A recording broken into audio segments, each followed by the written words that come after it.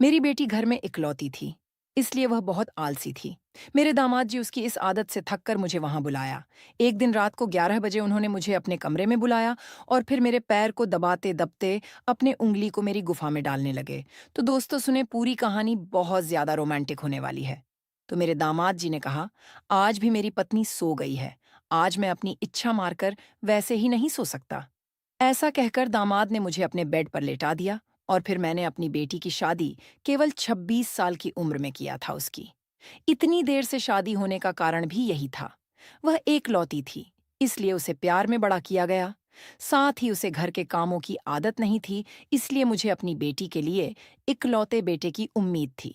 बहुत वर्षों के खोज के बाद मुझे वह दामाद मिल गए जो मुझे चाहिए था। मेरा दामाद अकेला था, उसके माता पिता नहीं थे। वह एक अच्छा नौकरी करते थे और उसका अपना घर भी था।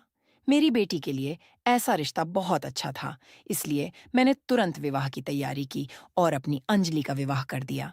लेकिन शादी के बाद मैंने जो उम्मीद की थी वह पूरी नहीं हुई। मुझे पता नहीं था कि अंजलि अकेले अपने पति का भला रख नहीं पाएगी। मुझे लगा, शादी से पहले मैंने उसे अच्छी तरह समझाया था और उसने भी मुझे हाँ कहा था। अब शादी के कुछ महीने बाद मुझे उसकी कुछ शिकायतें सुनने को मिल रही थीं। पहले तो मेरे दामाद जी ने अपनी पत्नी की अलसीपना को सहा, लेकिन अब दोनों घरों के काम को देखते-देखते थक गए थे। एक दिन मैंने अपनी बेटी की खबर लेने उसके घर जाने का निर्णय लिया था। मैं वहां 2 दिन रुकी। 2 दिन बाद जब मैं अपने घर लौटने लगी, तो अंजलि ने मुझे रोक लिया। उसने कहा, माँ, मुझे अभी बहुत थकान महसूस हो रही है। तुम और कुछ दिन मेरी हेल्प के लिए रुक जाओ। घर जाकर तुम क्या करोगी? मैं अपनी बेटी की आलसी स्वभाव को जानती थी। पिछले 2 दिनों से मैंने देखा कि उसने तो मेरे आने के बाद तो बिल्कुल काम से दूर रहने लगी है। उसकी यह अलसीपना की आदत को देखकर मुझे डर लगने लगा कि कहीं दामाद उसके पास से दूर होने का निर्णय ना ले ले। मेरे दामाद उसकी आलसीपन को बहुत चुपचाप सहन कर रहे थे और ऐसे शांत व्यक्ति का एक ना एक दिन गुस्सा फूट जाता है। मुझे लगा कि मुझे समय रहते अपनी बेटी को सही दिशा में लाने की जरूरत है। इसलिए मैंने कुछ दिन और अंजलि के पास रुकने का फैसला किया। उस दिन शाम को दामाद जी ऑफिस से घर आए। मुझे अपने घर देखकर वह हैरान रह गए। मैंने उन्हें चाय दी तो उन्होंने कहा, सासू माँ, आप आज सुबह जाने वाली थीं, फिर अचानक अभी इधर कैसे? मैंने कहा कि क्या मेरे यहाँ रहने से आपको खुशी नहीं हो रही? उन्होंने कहा, नहीं, ऐसा कुछ नहीं है। कल रात को आप अपने घर जाने की जल्दी कर रही थीं, अब अचानक रुक गए हैं, इसलिए मैंने आपसे सवाल किया। उन्होंने आगे कहा कि आप यहाँ रहेंगी तो मुझे फायदा होगा, क्योंकि पिछले 2 दिनों से आपके हाथ के स्वादिष्ट खाने का आनंद ले रहा हूँ। शादी के बाद से अब मैं पेट भर भर कर खा रहा हूँ। दामाद जी की ये बात सुनकर मुझे समझ में आ गया कि अंजलि अपने पति का कितनी अच्छी तरह ख्याल रखती है। मैंने उन्हें बताया कि मैं कुछ दिन और उनकी देखभाल करने और अंजलि को घर के कुछ और काम सिखाने के लिए यहाँ रहूंगी। तब दामाद जी ने कहा, आप यहाँ हमेशा रहने लगी तो मुझे कोई समस्या नहीं है, क्योंकि आप घर में रहेंगी तो अंजलि भी आपकी तरह हो जाएगी। दामाद को मेरे यहाँ रहने में कोई परेशानी नहीं थी, इसलिए मैंने उनके घर रहना शुरू कर दिया। मेरी बेटी की शादी के बाद मैंने अपनी नौकरी से रिजाइन ले ली थी, क्योंकि अब मैं अकेली थी, इसलिए मुझे ज्यादा पैसों की जरूरत नहीं थी। अब मुझे पेंशन मिल रही थी और रहने के लिए मेरा अपना घर भी था, इसलिए मैंने ज्यादा मेहनत ना करके आराम करने का निर्णय लिया। देखते देखते मुझे अंजलि के पास कुछ दिन हो गए थे। पिछले 2 दिनों से मैं दामाद जी को रात में हॉल में देख रही थी। मुझे लगने लगा था कि दामाद जी और अंजलि के बीच कुछ मचान हुआ है। आखिरकार मुझसे न रहा गया। तीसरे दिन रात को दामाद जी को हॉल में देखकर मैं उनके पास गई और उनसे उनके हॉल में सोने का कारण पूछा। तब बिना कुछ कहे उन्होंने मेरा हाथ पकड़कर मुझे उनकी कमरे में ले गए। वहां जाकर उन्होंने कहा, सासू माँ, आप देख रही हैं कि आपकी बेटी कितनी गहरी नींद में है। अब तो हमारी शादी को 4 महीने हो गए हैं और अंजलि ने 4 महीनों में ही 4 साल बना दिए हैं। पति को भी समय देना चाहिए, यह तो उसे पता होना चाहिए। उसे अपनी नींद इतनी प्रिय है, यह तो मुझे समझ में नहीं आ रहा। सच में यह अंजलि की पहली शादी है, क्योंकि उसे मुझ में कोई भी इंटरेस्ट नहीं दिखाई दे रही थी। अब उसे रोज रोज एक ही चीज समझाते समझाते मेरा सिर दर्द होने लगा है। इसलिए मैं अपने हॉल में जाकर सो जाता हूँ। दामाद जी की बातें सुनकर मैं बहुत हैरान हो गई थी। मेरे दामाद जी, मेरी बेटी से बिल्कुल भी खुश नहीं थे। तब मैंने उन्हें कहा, आप बिल्कुल चिंता ना करें, मैं अंजलि को समझा दूंगी। दामाद जी और बेटी के रिश्तों के बारे में मुझे पता था, इसलिए मेरी आंखों से नींद उड़ गई थी। मुझे लग रहा था कब सुबह होगी और मैं अपनी बेटी से बात करूंगी। सुबह होते ही दामाद जी ऑफिस चले गए और मैंने अंजलि से बात करने का फैसला किया। मैंने उससे कहा, अंजलि, अब शादी के बाद पति को कैसे खुश रखा जाता है, यह बातें मुझे तुम्हें सिखानी होंगी। मैं देख रही हूं, तुम्हारी नींद इतनी गहरी कैसे हो गई है? क्या तुम्हारे पति को तुम्हारी नींद से थकावट नहीं हो रही? इस पर अंजलि ने कहा, माँ, तुम मेरी नींद के बारे में मत बोलो। मैं कितनी देर सोती हूँ? उस समय उसे अपनी गलती का एहसास नहीं था, लेकिन फिर भी मैंने उसे समझाने का कोशिश किया। उस दिन रात को मुझे दामाद जी हॉल में नहीं दिखे। मैं उनके और अंजलि के बीच सब कुछ ठीक है या नहीं, ये देखने के लिए उनके कमरे के बाहर गई। वहां जाकर मैंने उनके कमरे के अंदर झांका। अंदर देखा। दामाद जी मुझे कमरे की खिड़की में खड़े दिखे और अंजलि गहरी नींद में थी। मेरी समझाने का उन पर कोई असर नहीं पड़ा था। जब मैं वहां से निकलने लगी, तो अचानक मेरे साड़ी के पल्लू फंस गया और मुझे जोर से झटका लगा। मैं नीचे गिर गई। मेरी आवाज सुनकर दामाद जी दौड़ते हुए बाहर आए और मुझे गिरा हुआ देखकर मेरे पास आए। उन्होंने कहा, सासू माँ, इस समय आप हमारे कमरे के बाहर क्या कर रही थीं? मैंने कहा, सुबह मैंने अंजलि को वह सब बातें समझाई थीं। क्या वह आज भी सोई है? यह देखने आई थी। तब उन्होंने कहा, अंजलि को कितना भी समझाया जाए, उसका कुछ भी फायदा नहीं होगा। मैंने तो अब उसका नाच छोड़ दिया है। आप बेवजह उसे टेंशन ना दें। उसके कारण ही आपके पैरों में चोट लगी है। इसके बाद दामाद ने मुझे उठाया। उन्होंने मेरा एक हाथ अपने कंधे पर रखा और दूसरा हाथ मेरे कमर पर। वह मुझे मेरे कमरे तक ले जाने लगे। मेरे कमरे में आते ही दामाद ने मेरे पैर दबाने शुरू कर दिए। दामाद के छूटे ही मैं शर्मा गई थी। उन्होंने कहा, आपको शर्माने की कोई जरूरत नहीं है।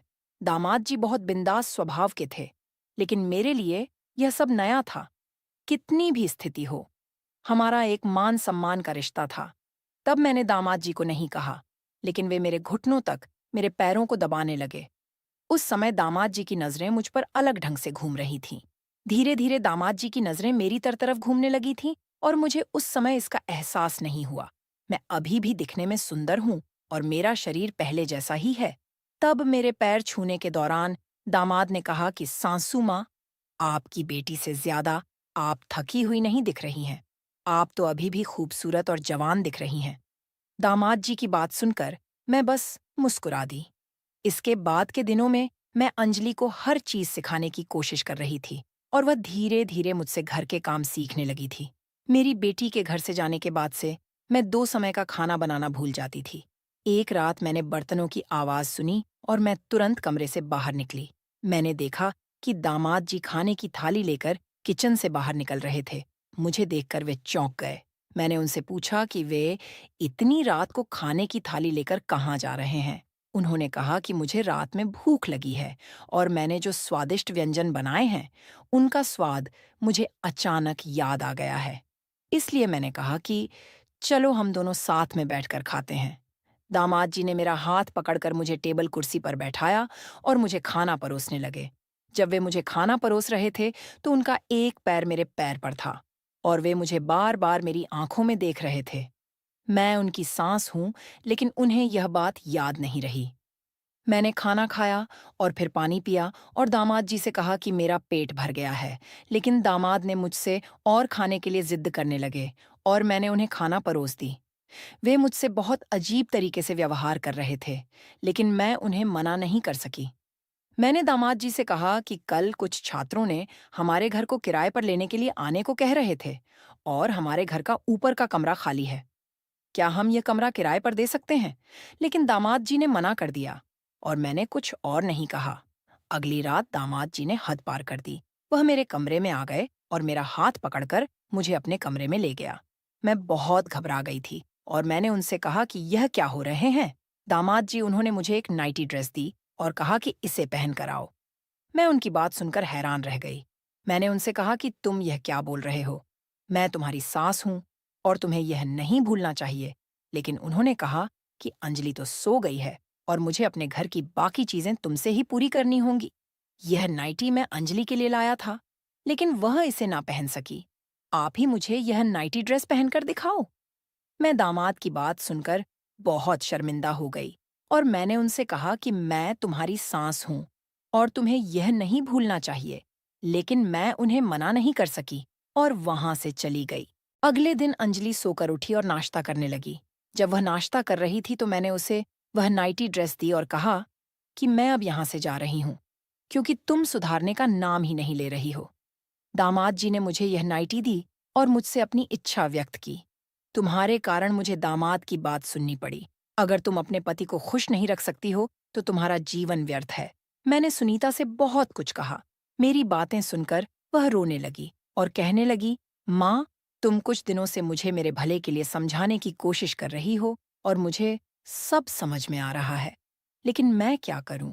मुझे रात में गहरी नींद कैसे आती है, यह मुझे समझ नहीं आ रहा। शादी के कुछ महीनों बाद से ही मुझे अचानक ऐसी नींद आने लगी है। मुझे नहीं पता तुम्हारा बेटा विवेक मेरे बारे में क्या कहता है, लेकिन आज तक मैंने यही महसूस किया है कि विवेक को मुझ में कोई रुचि नहीं है। तब मैंने सोचा कि अंजलि अपने पति के बारे में झूठ बोल रही है या दामाद जी अपनी पत्नी के बारे में यह समझना असंभव था। उस रात मैंने अंजलि को मेरे कमरे में जाने को कहा और उसकी जगह जाकर सो गई। उस रात मैंने अंजलि तरह नाइट ड्रेस पहनकर उसकी जगह पर सोने की कोशिश की। मैंने अपने चेहरे के ऊपर तक कंबल खींच लिया था। जब दामाद जी उनके कमरे में आए तो मैं चौंक हो गई और मेरे पैरों से कंबल थोड़ा खिसक गया। उस वक्त दामाद जी ने मुझे अंजलि समझ लिया। वे मेरे करीब आए और मेरे पैरों पर हाथ फेरी करने लगे। उस समय मुझे ऐसा लगने लगा कि मेरे लिए कुछ अजीब होने वाला है। लेकिन ठीक उसी समय दरवाजे का आवाज आया। मुझे एक लड़की की आवाज सुनाई दी। दामाद जी मेरे पैरों पर हाथ फेर रहे थे। यह देखकर वह लड़की बोली, विवेक, क्या तुम्हारा मन मुझसे अब भर गया है क्या? अब तुम्हें तुम्हारी आलसी पत्नी पसंद आने लगी? उस लड़की की बात सुनने के बाद दामाद जी का हाथ मेरे पैरों से हट गया। मैं कंबल की थोड़ी सी दरार से सब देख रही थी। एक लड़की दामाद के कमरे में आई थी और वह केवल उनके कमरे में नहीं थी, बल्कि वह मेरे दामाद को गले लगाए हुए थी। कुछ समय बाद दोनों मुझे बिस्तर पर आते हुए दिखे। वह लड़की दामाद जी से कह रही थी, विवेक, जरा धीरज करो, तुम्हारी पत्नी जागेगी नहीं। दामाद जी ने कहा, वह सुबह तक उठ नहीं सकेगी, क्योंकि मैंने आज भी उसकी पीने के पानी में नींद की दवा मिला दी है। उस पर लड़की ने कहा, तुम्हारी पत्नी का काम हो गया है, लेकिन सास का क्या करना है? उनके कारण हमारी रोज की मुलाकात में अब रुकावट आ रही है। इस पर दामाद ने कहा, मैं अपनी सास के साथ भी ना चाहते हुए उस तरह का व्यवहार करने लगा हूं। मैंने सोचा कि इस तरह व्यवहार करने से वे शर्मिंदा होकर अपने घर चली जाएगी, लेकिन वे तो यहाँ से जाने को तैयार नहीं है दामाद जी। और उस लड़की की बातें सुनकर मैं हैरान रह गई थी। मतलब दामाद मेरी बेटी को धोखा दे रहे थे। तब मैंने कंबल से बाहर आते हुए उन दोनों को देखा। मुझे देखकर दामाद जी शॉक हो गए थे। मैंने उनसे कहा, मैंने तुम्हें एक अच्छा इंसान समझा था, लेकिन तुम तो मेरी बेटी को धोखा दे रहे हो। मैं तुम्हें आसानी से नहीं छोड़ने वाली उस पर। वह लड़की बोली, तेरी बेटी थोड़ी पागल है। ऐसे लड़कियों को कोई पुरुष क्यों पास करेगा? उसने मुस्कुराते हुए कहा, अब तुमने सब देख लिया। अब हम तुझसे और तेरी बेटी से विदा ले रहे हैं। दामाद जी ने कहा, मैं तुम्हारे साथ जिंदगी नहीं बिता सकता। तुम्हारी तरह की लड़कियां सिर्फ टाइम पास के लिए होती हैं। मैं अपनी पत्नी को छोड़ नहीं सकता। दामाद जी के अफेयर के बारे में जानकर मुझे बहुत बड़ा झटका लगा। उस समय दामाद जी मेरे सामने बहुत सजीव दिखने लगे थे, लेकिन मैं जानती थी कि वह असल में कैसे हैं। मैंने अपनी भोली भाली बेटी को ऐसी व्यक्ति के पास रहने नहीं दिया। दामाद की प्रेमिका ने अपनी बदनामी के डर से दामाद के खिलाफ कोई कदम नहीं उठाया, लेकिन मैंने उस नालायक इंसान को पुलिस में दिया और अपनी बेटी को एक झूठे रिश्ते से मुक्त कर दिया। दोस्तों, आजकल कोई भी कभी भी धोखा दे सकता है, इसलिए यह समझना बहुत जरूरी है कि किस पर भरोसा करना है और हर कदम बहुत सोच समझकर उठाना चाहिए। तो दोस्तों, ऐसे ही और भी इंटरेस्टिंग कहानियां सुनने के लिए हमारे आलिया की वॉइस चैनल को अब भी सब्सक्राइब करें और हाँ, वीडियो को लाइक करना मत भूलें। धन्यवाद।